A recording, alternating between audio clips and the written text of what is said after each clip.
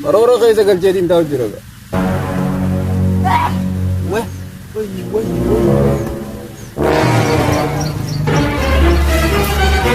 Aku kan agak gimana? Darah aku ni. Wah, ada sak. Bisa kan hamba atau sumpah? Denied.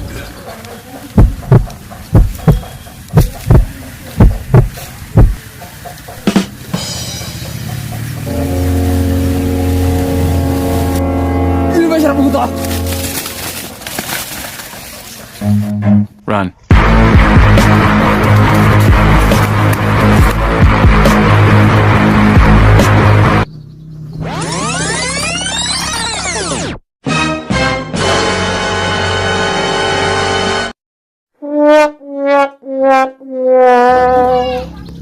Nagami. Yan yung mangyari.